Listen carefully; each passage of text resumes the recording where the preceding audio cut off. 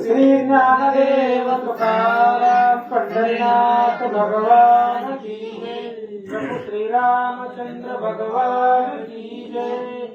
श्री गणेशाय नमः। श्री रामचंद्राय नमः। जय जय आदि पुरुषोत्तम। जय जय आध्यात्मय रामा। जय जय मन विश्राम सुखधाम परम कथेचं अनुसंधान ग्रंथ कर्ण सांगतायत पुरुषामध्ये उत्तम पुरुष स्तोन्य परमात्मे तिदारता।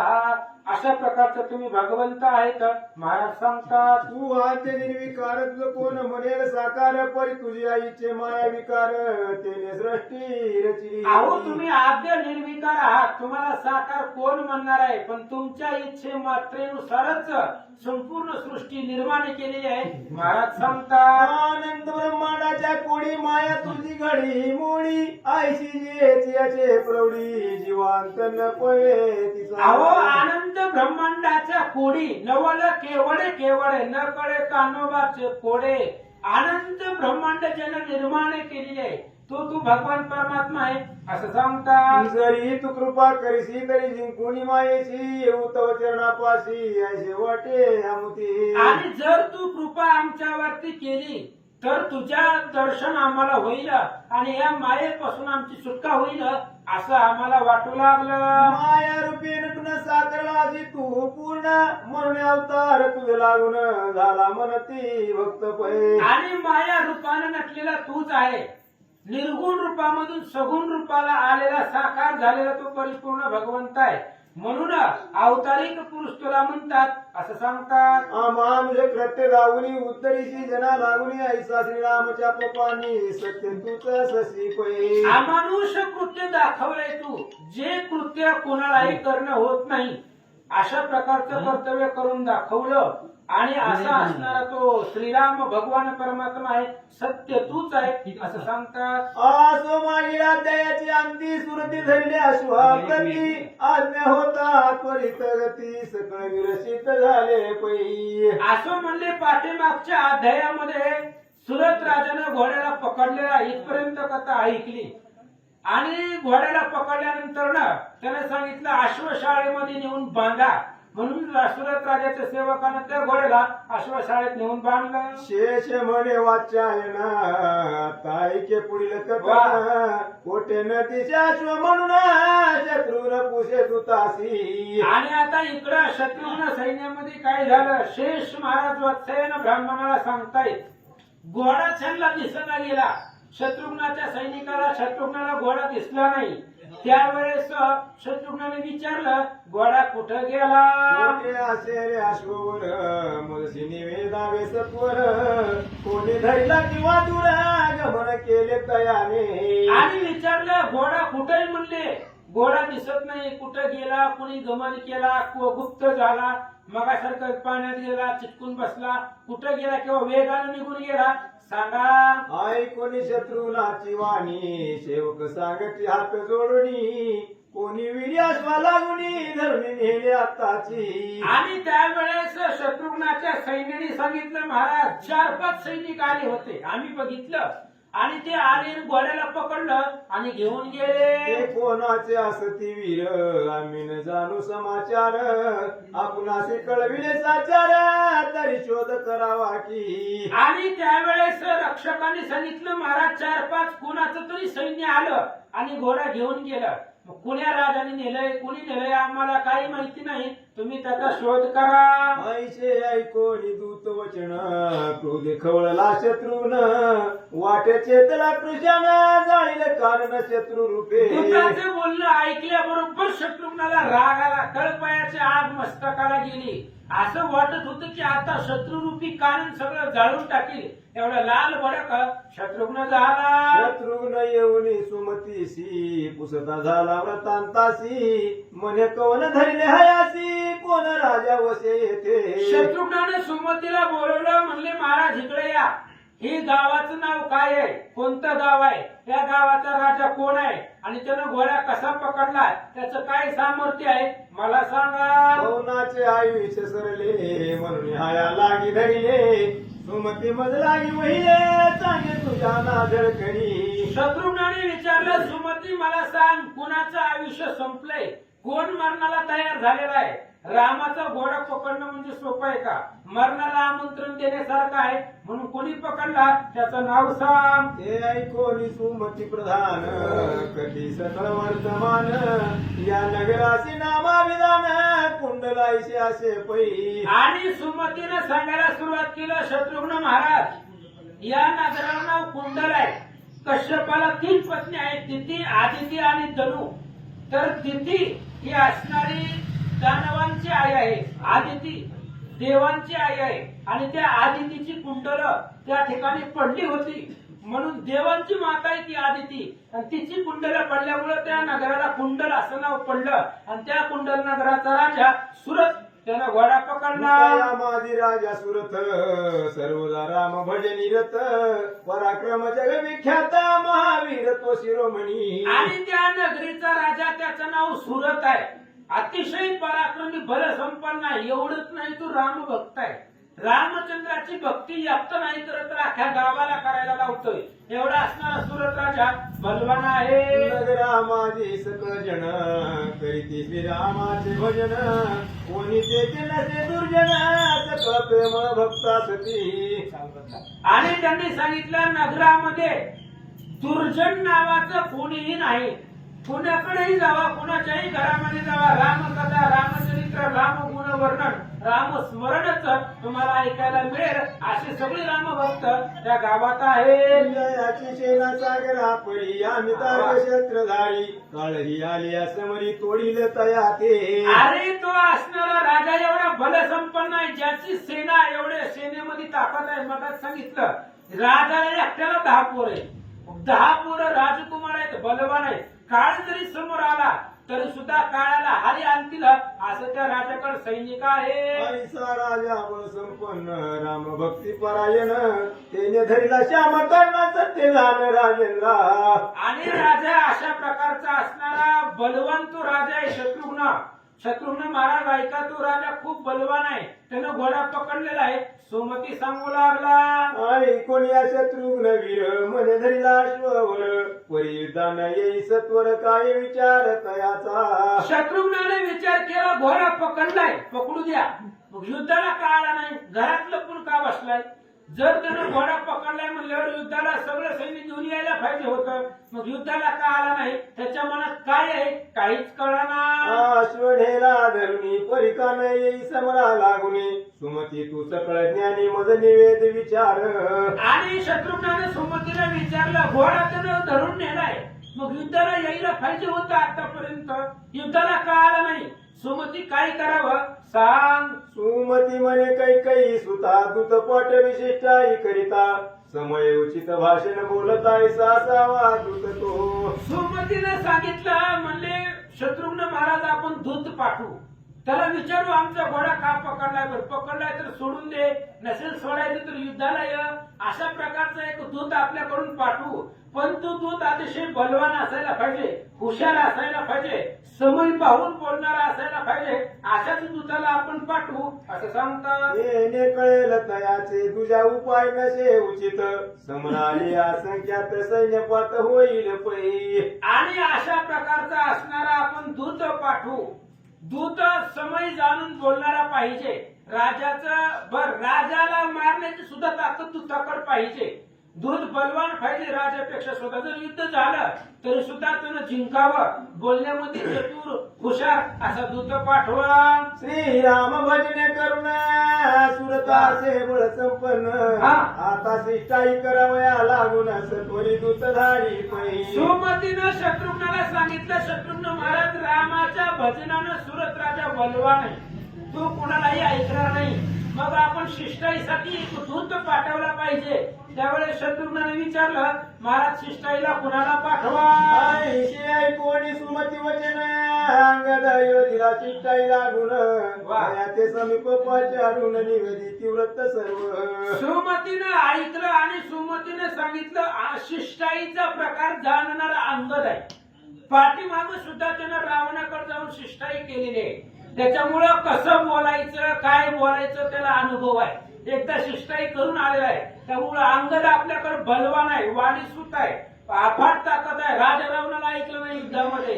अशा प्रकारचा अंगद आहे त्यालाच पाठवू. सुमती सांगू लागला, अंगदा तू भाषणाने पुन्हा सुरत्या अश्वने लाकी धरून अद्यापी युद्ध लागून तर शिष्टाईशी तो जावे. शत्रुघ्नानं अंगदाला बोलवलं. अंगद महाराज तुम्ही निपुण आहात, बोलण्यामध्ये पटाई येत आहात, मग जावा त्या सुरत राजाकडे. त्यानं आपला घोडा पकडून नेलेला आहे, मग त्याला विचारा, बोला असं शत्रुघ्न सांगतात. तयासी सांगे माझे वचन जरी न कळून श्याम कर्ण तो धैला असशील जाण तरी सोडावा धड करी. शत्रुघ्न अंगदजीला सांगतायत, अंगद महाराज तुम्ही त्या राजाकडे जावा आणि त्या राजाला सांगा माझा निरोप. रामचंद्राचा घोडा तू अज्ञानानं जर पकडला असेल, न कळता चुकून जर पकडला असेल तर सोडून दे, हा निरोप राजाला सांगा. तरी न सोडीची आठवते तरी येई धडकर युद्धाते आम्ही सिद्ध समराते वाट पाहतो तुझी की. अंगदा ते असणाऱ्या राजाला जाऊन सांग, जर तुला घोडा सोडायचा नसेल तर युद्धाला ये, आमचं सगळं सैन्य युद्धासाठी तयार आहे, तत्पर आहे, असं सुरत राजाला जाऊन अंगद महाराज तुम्ही सांगा. आईचे बोलणी तयासी बोधावे तयाच्या हितासी सत्वरी जाऊन शिष्ट कार्याची वेगे यावे परतवणी. आणि शत्रुघ्नाने सांगितलं, अंगदा तुझ्यापाशी ताकद आहे, बलवान आहेस तू, त्याच्यामुळे त्या राजाचं हित होईल असं बोल. त्या असणाऱ्या राजापाशी जाऊन आणि त्या राजापाशी शिष्टाई करून आमचा निरोप त्याला सांगून त्याचा निरोप घेऊन लवकर सुखरूप माघारी या. पूर्वी श्रीरामे तुझशी लंकेशी झाली शिष्टाईशी तैसेची आता शीघ्र गतीशी जावे अंगदा सुजाणारे. आणि शत्रुघ्नाने सांगितलं, अंगद महाराज तुम्हाला शिष्टाईचा अनुभव आहे, कारण पूर्वी रामचंद्राने शिष्टाईसाठी तुमची निवड केली होती, रावणाबरोबर शिष्टाईसाठी तुम्हालाच पाठवलं होतं, त्यामुळे पूर्वी अंगद शिष्टाई तुम्ही केलेली आहे, मग आताही जावा आणि आमच्यासाठी शिष्टाईचा प्रकार त्या राजाला सांगा. न्याय कोणी अंगद मनी पावला परमानंद सत्वर चालीला सुबुद्ध कुंडल नगरा माधारी. आणि त्याची आज्ञा ऐकली, शत्रुघ्नाचं बोलणं ऐकलं, अंगदाला आनंद वाटला. अंगद म्हणलं, आपल्या योग्यतेचं काम आपल्याकडे येते, पूर्वी सुद्धा शिष्टाईचं काम आलं होतं, आताही तेच आलेलं आहे. चार गोष्टी सांगायचे, ऐकलं नाही ऐकलं तर युद्ध करायला लागले, आपल्याला बी बोलायची. अंगदाला आनंद वाटला, निघाला. जावण्या सभेली होती पाहता झाला सुरता प्रती तुळशी मंदिरी मस्तकावर तीन मुखी राम नाम असे की. अंगद निघालेला आहे, शत्रुघ्नापासून उड्डाण केलं आणि त्या राजनगरामध्ये राजवाड्यापर्यंत जात असताना अंगद महाराज पाहू लागले, प्रत्येकाच्या दारामध्ये तुळशी वृंदावन आहे, प्रत्येकाच्या मुखामध्ये घरामध्ये रामनामाचा ध्वनी ऐकू येतोय. अंगदाला आनंद वाटला. सभा भरली घनदाट वीरांचा वैसला थाट धर्म न्याय चालती नीट न सगळं सुबट राम स्मरताती. अंगदानं पाहिलं त्या सभेमध्ये, अंगदानं राजसभेमध्ये प्रवेश केला. सगळी सभा घनदाट भरलेली आहे, राजकुमार आहेत, प्रत्येकाच्या मुखामध्ये रामचंद्राचं स्मरण आहे, रामनामाचा ध्वनी सभेमधून येतोय. अंगदानं पाहिलं, आनंद वाटला. राम नामाविन मुख नशरिते कवनाचे देख ऐसे पाहुनी कौतुक अंगदाचे सुख वाटले पै. अंगदाला सुख वाटलं त्या नगरामध्ये गेल्यानंतर ना. रामनामाशिवाय कुणाचंच तोंड त्या ठिकाणी नव्हतं, म्हणजे प्रत्येक मुखामध्ये रामचंद्राचं स्मरण होतं. राम राम सगळी ती सभा म्हणत होती. अंगदानं पाहिलं, अंगदाला सुख आनंद वाटला. इंद्र सभेहून आगळी शोभा ते तिची देखिली वाटे धन्य धन्य केली न भक्ती पूर्ण रामांची. आणि इंद्र सभापेक्षा सुद्धा श्रेष्ठ सभा अंगदाला ती वाटली. हे संपूर्ण नगर राममय झालेलं आहे. नंदीग्राम असावं भरतानं पूर्वी केलं, त्या पद्धतीने संपूर्ण नगर राममय राजानं केलं. अंगदाला दिसलं. दान धर्म नित्य करीत सर्वदा राम कीर्तन होत ब्राह्मण आशीर्वाद देत सभास्थानी येऊनी. आणि त्या असणाऱ्या अंगद पाहू लागलेले आहेत, दान धर्म होतोय, ब्राह्मण लोक आशीर्वाद देतात आणि आशीर्वाद घेणं चांगलं असतं, म्हणून ब्राह्मण लोक सुद्धा खुश आहेत, सुखी आहेत असं अंगदानं पाहिलं. सवित्या परितेज राशी क्रूर भाषे तो शत्रुषी साधू जना लागी शेषी वाशे सुरत राजा तो. सुरत राजा आला, अंगदानं पाहिलं. शत्रूसाठी काळ असावा, असं तू दिसू लागला आणि भक्तासाठी साधूसाठी ऋषीसाठी सूर्यासारखा तेजस्वी दिसू लागलेला अंगदाने पाहिला. आणि अंगदाशी ओळखिले सन्मानुनी बैसविले शत्रुघ्नाचा दूत हे जाणिले ते निराय सुजान. आणि त्यावेळेस एक दूत आलेला आहे त्यानं पाहिलं सुरथानं त्या दूताचा मान सन्मान केला. आपल्या नगरामध्ये सभेमध्ये कुणीतरी आले उच्च आसनावरती बसवलं. त्यावेळेस अंगदाच्या मुखातून कळलं शत्रुघ्नाकडून दूत आला. मग म्हणे अंगदासी आपण आला कौन कार्यासी कोणी धाडिले आपण असे ते यथार्थ मग निवेदावे. सुरथराजाची भाषा कशी आहे महाराज? दूत आहे एक सर्वसामान्य आणि दूताला आवजावं बोलतोय. आपण कुठून आलात महाराज? कुणाकडून आलात? तुम्हाला कुणी पाठवले? कशासाठी आलात? कोणत्या कार्यासाठी आलात? सगळं सांगा. कोणी राजवचन अंगद करी सुभाषण मी असे वाळीचा नंदन नाम माझे अंगद की. त्या सुरत राजाचं बोलणं ऐकलं आणि त्यावेळेस अंगदाने सांगितलं वालीचा मुलगा मी आहे, माझं नाव अंगद आहे असं अंगदाने सांगितलं. शत्रुघ्न विरे मग लागून धाडिले कळवावया जाण मनसी जरी काय कारण तरी ऐक सुजाणारे. अंगदाने सांगितलं राजा ऐक म्हणले शत्रुघ्नानं मला पाठवलेलं आहे. शत्रुघ्न सध्या आमचा राजा आहे, त्याच्या आधिपत्याखाली सगळं सैन्य आहे आणि त्या शत्रुघ्नानं पाठवलंय. कोणत्या कार्यासाठी पाठवलंय सांगतो. तुझ्या सेवक सहज गती धरले आमच्या हया प्रती हा न्याय तुझ प्रती घडला असे सुरत राया. अंगदाने सांगितलं राजा मी कोणत्या कार्यासाठी आलोय तर आमचा असणारा रामचंद्राचा यज्ञाचा घोडा फिरत फिरत तुमच्या गावात आला आणि तुमच्या सेवकानं चुकून पकडला तो घोडा. त्याच्यामुळे तो घोडा तुम्ही सोडा. रामाच्या यज्ञाचा घोडा पकडणं हा खूप मोठा अन्याय आहे, अपराध आहे आणि तो तुझ्याकडून घडला. तरी आता पुत्रासह वर्तमान राज्य संपत्ती आदी करून होई शत्रुघ्नाशी शरण तरी बरवे असे की. अंगदाने सांगितलं राजा घोडा पकडलाय तर असू दे, चुकी झाली आम्ही मान्य करतो. आता सगळ्या पुत्रासहित परिवारासहित घोडा घे आणि शत्रुघ्नाला अनन्य भावानं शरण ये. जरी करशील युद्ध कंदन तरी शत्रुघ्न बाणे करून भूतळी पडशील गत प्राण या कारणे निवेदितो. तुला सांगतोय स्वतःच हित सांगतोय. जर जगायचं असेल 4 दिवस आनंदानं राहायचं असेल, शत्रुघ्नाच्या बाणानं मरायचं नसेल तर रामचंद्राचा घोडा रामाला दे आणि शरणीय. शत्रुघ्न खवळता वैश्वानर सैन्यकानन जाळील समग्र ज्याने मारिला लवना सुरक्षण मात्र लागता की. आणि तो शत्रुघ्न म्हणजे अग्नीसारखा दैदिप्यमान आहे. शत्रुघ्न अग्नी जर खवळला तर असणारा काननरूपी असणारा वन सगळं जाळून टाकेल. ते शत्रुघ्न म्हणजे खूप बलवान आहे. पूर्वी लवणासुराला मारलेला असा बलवान शत्रुघ्न आहे म्हणून शरण जा. शत्रुघ्नाशी समरातून टिकसी राजेश्वरा तरी जेहून या अश्ववरा चरण जाई सत्वरी. अंगदजीने सांगितलं राजा तुझ्यापाशी किती बळ सेना संपत्ती आहे किती बी असू दे, त्या शत्रुघ्ना पुढे तुझं बळ टिकणार नाही. म्हणून घोडा घे आणि राम शत्रुघ्नाला अनन्य भावानं शरण जा असं सांगू लागला. शेष म्हणती वाचायना ऐकता अंगदाच्या भाषणा काय बोले कुंडला ऐक चित्त देवणी. पातळाच्या ठिकाणी शेष महाराज वत्सयन ब्राह्मणाला ऋषीला सांगतायत महाराज ऐका. अंगदाचं बोलणं ऐकून घेतलं कुणी? राजानं. कुंडल नगरीचा राजा आहे त्या राजानं त्याचं बोलणं ऐकून घेतलं आणि अंगदाला काय प्रत्युत्तर देतो. अंगदा बोलसी साच वचन परीन भीमी शत्रुघ्ना लागून क्षत्रिय कुळी जन्मुन शरण कोण जाईल पै. आणि त्यावेळेस राजानं सांगितलं अंगदा तू तुझं काम करायला योग्य आहे पण मी शत्रुघ्नाला घाबरत नाही भीत नाही. आम्ही क्षत्रिय कुळामधले आहे आणि क्षत्रिय कुळामधले योद्धा असून शरण जाणं आहे आम्हाला शोभा देत नाही, योग्य वाटत नाही. राजा सांगू लागला तू राम भक्त अससी म्हणून गुय सांगतो तुझसी राम भेटी कारणे आश्वासीन बंधन आम्ही करिये. आणि सुरत राजानं अंगदाला सांगितलं अंगदा तू राम भक्त आहे, रामचंद्राचा निस्सिम भक्त आहे म्हणून माझ्या अंतःकरणातलं गुह्य तुला सांगतो. आम्ही घोडा पकडलाय फक्त रामासाठीच.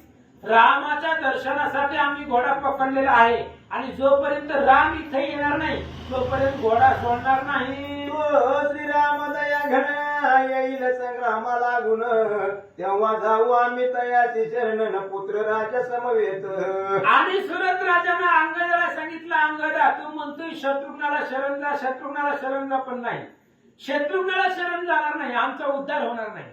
इथं आम्ही शत्रुघ्नाबरोबर युद्ध करू, सगळ्या सैन्याबरोबर युद्ध करू आणि ज्यावेळेस राम युद्धाला येईल त्यावेळेस आम्ही सगळ्या परिवारासहित घोड्याला घेऊन त्या रामाला शरण जाऊ असं अंगदाला सांगू लागला. ये रवी मानसी भय धरून मी न जाई शत्रुघ्ना शरण सिद्धाचे युद्धा लागून सांग जाऊन झडकरी. मी त्या शत्रुघ्नाला शरण जाणार नाही आणि त्या शत्रुघ्नाला जाऊन सांग राजा युद्धासाठी तयार आहे, युद्धाला या. शत्रुघ्न येता येताशी क्षणे वधीन पराक्रमेशी व्यर्थ का बोलून शिन जाई सत्वर माघारी. अरे जा माघारी त्या शत्रुघ्नाला सांग जर तुझ्यामध्ये हिंमत असेल तर या युद्धाला आणि माझ्या बरोबर युद्ध कर. एकाच क्षणामध्ये शत्रुघ्नाला मारतो. कोणी राजाचे वचन अंगद बोले तया लागून राजश्रेष्ठा मम भाषण ऐकत तुझं सुख होईल की. आणि त्यावेळेस त्या राजाचं बोलणं ऐकलं, अंगदाला राग आला. अंगदाने सांगितलं, राजा अजून तुला तुझ्या हिताचं सांगतो, लक्षपूर्वक आहे. तू पराक्रमी मनविसी परिण चाले शत्रुघ्नाशी जोरी तयाच्या बाणाशी न देखील तवही बुद्धी. अरे राजा तू स्वतःला पराक्रमी म्हणवतोय, बलवान म्हणवतोय, सगळं मान्य आहे, पण शत्रुघ्ना पुढे तुझा पराक्रम चालणार नाही. जोपर्यंत शत्रुघ्नाच्या हातात बाण बघितले नाही तोपर्यंत तू बोलतो असं अंगद महाराज बोलतात. ज्याने विद्युन माली मारिला असुर तया पुढे तुझा परिवार न चाले घातील भर विचार कर मानसी.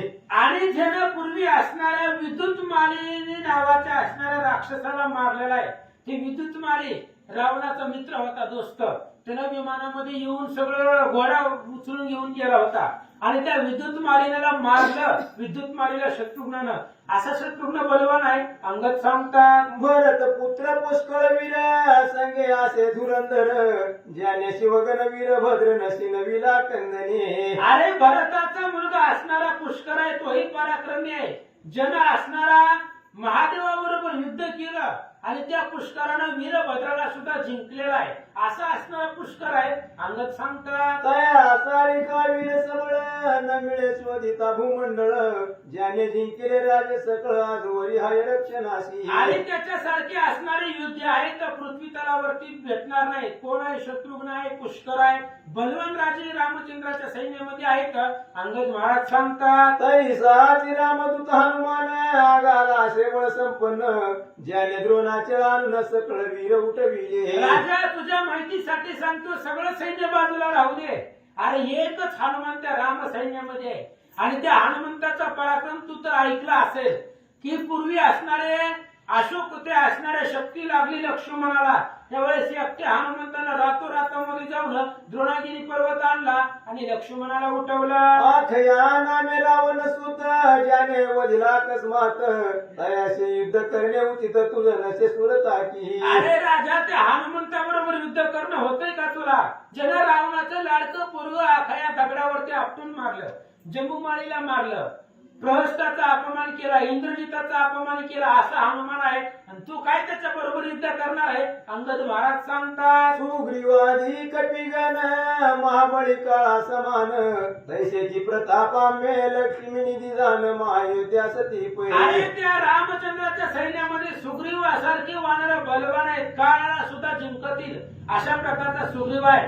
तसाच प्रतापाग्य आहे, जनकाचा मुलगा लक्ष्मी निधी आहे असं सांगतात. उग्र हय महावीर तैसाची सुबाहू धुरंधर वीरमणी केवळ शंकर क्षणे जिंकेल शत्रुशी. उग्र हाय नावाचा असणारा महावीर आहे, बलवान आहे, सुबाहू राजा आहे, तो सुद्धा बलवान आहे, वीरमणी राजा आहे. काल आपण ऐकली वीरमणी ज्याचा पाठीराखा महादेव आहे. अशा प्रकारचे बलवान राजे रामाच्या सैन्याकडे आहेत अंगद सांगतात. आईशे अनेक वीरासती सकळ शत्रुघ्नाशी वंदिती दया पुढे तुझी ख्यातीन काय चालेल विचारी. आणि विचार कर, अशा प्रकारचे असंख्य राजा आहेत शत्रुघ्ना बरोबर आणि त्या एवढ्या सगळ्या बरोबर तुझं तुझं काय चालणार आहे जरा विचार कर. तया पुढे तू जाता माझ्या प्राय भासशील तत्वता त्यांना माझी तुझ्या घाताने करतील जाण सुरत राजा. राजाच्या सगळ्या सैन्यापुढे जर तू गेला तर चिंता प्रमाणात त्यांना भासशील आणि एकच क्षणामध्ये तुला मारून टाकतील. म्हणून जगायचं असलं तर घोडा देन शरणीय.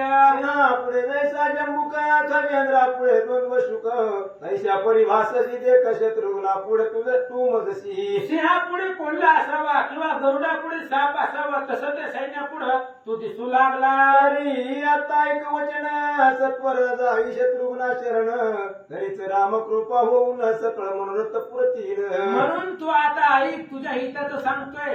परिवार घे शत्रुघ्नाला शरणचा घोडा दे आणि त्यावेळेस रामाची कृपा तुझ्यावर होईल कल्याण होईल. आई कोणी अंगदाची वाणी सुरत कोपलांत करणी जनेवरणी शिविरा लागली परिमीन गणित याते. अंगदाचं बोलणं ऐकलं सुरत राजाला राग आला. सुरताने सांगितलं वर्णन खूप करायला आहे पण युद्धाला बोलव. हनुमंत महाबळी पाही तोही न वाटे मग काही शने जिंकीन काळातही मग इतरांची काय कथा. सुरताने सांगितलं तू ज्यांची नावं घेतली त्याच्यामध्ये हनुमंताचंही घेतलं. हनुमंताचंही मला काही वाटत नाही. अरे आम्ही काळाला जिंकणारे होते तर हनुमान काय आहे असं राजा बोलू लागला.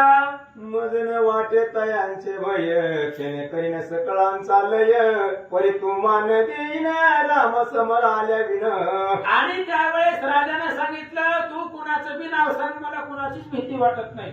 माझं ठरलेलंच आहे जोपर्यंत राम इथं येणार नाही तोपर्यंत मी घोडा देणार नाही. मने रामचरणी पूर्ण असेल अनुदिनी तरीच येईल चाप पाणी माझी इच्छा पूर्वावया.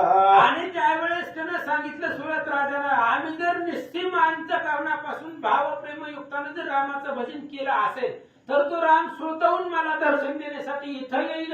राजा बोलू लागला. पुन्हा तरी सकळ वीर मिळून करुणे मजशी बंधन देतील आपल्या अश्वा लागून तेही मग मानेल की. मला मान्य होईल एक तर रामाला इथं यावं लागल नाहीतर मग मला सगळे असणारे बांधून तुम्ही घेऊन जावा असं राजा बोलू लागला. आता तू जाऊन सत्वर माझे भाषण श्रुत करी करावी युद्धाची तयारी सत्वर आता शत्रुघ्ने.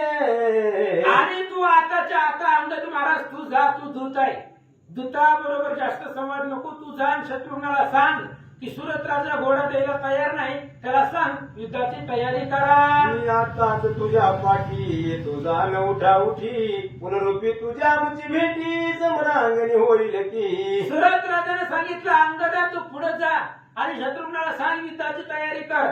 तुझ्या पाठी मागे मी लगेच येतो. आता तुझी आणि माझी भेटी युद्धामध्येच होईल. ऐसे ऐकोनी वचन करुण वाली नंदन निघता झाला तुरे करुण पातला शत्रुघ्ना जवळी पै. अशा प्रकारे सुरथाचं बोलणं ऐकलं अंगद महाराज त्या कुंडल नगरामधून जिथं शत्रुघ्न उभा होते तिथं आले. सांगता सकळ वर्तमान शत्रुघ्न झाला तो कोपायमान युद्ध प्रतियुद्ध लागी मांडून ठाण वाटप आहे सुरथाची. आणि अशा प्रकारे अंगदाने सगळा निरोप सांगितला. शत्रुघ्न युद्धासाठी तयार झालेला आहे. सगळं सैन्य सज्ज केलं आणि सुरत राजाच्या सैन्याची वाट पाहू लागला. कथारस भरित शेषवाच्या नाशी सांगत पुढे अध्याय मिळतील उभयचे ना ती कथारस भरित. अशा पद्धतीची असणारी कथा रस भरिता या अध्यायामध्ये अंगद शिष्टाई झाली. अंगदाने शिष्टाई केली. राजाने ऐकलं नाही. पूर्वी बी शिष्टाई केली रावणाने ऐकलं नाही. असू द्या म्हणले चांगलं कोणाला पटत नाही असू द्या. आणि युद्धासाठी दोन्ही सैन्य तयार झालेलं आहे. आता पुढच्या प्रसंगामध्ये युद्ध ऐका. ही कथा रस भरित ऐकतील चतुर पंडित दत्तदास विनवी सकळा प्रदान कराळस या काजी. सुरत राजाचं आणि शत्रुघ्नाचं घनघोर युद्ध आहे आणि ते असणारं युद्ध भयंकर आहे. आणि आता ते युद्ध ऐका तुम्हाला सगळ्याला आनंद होईल. दत्तदास सांगतात इति श्री पद्मपुराणे पाताल खंडे शेष वाचायन संवादे रामाश्वमेध अंगदशा दूत तो वाक्य नाम 85 अध्याय घोडा. कुंडली कोरधारी विठ्ठल श्री ज्ञानदेव तुका ज्ञानदेव तुका पंढरीनाथ भगवान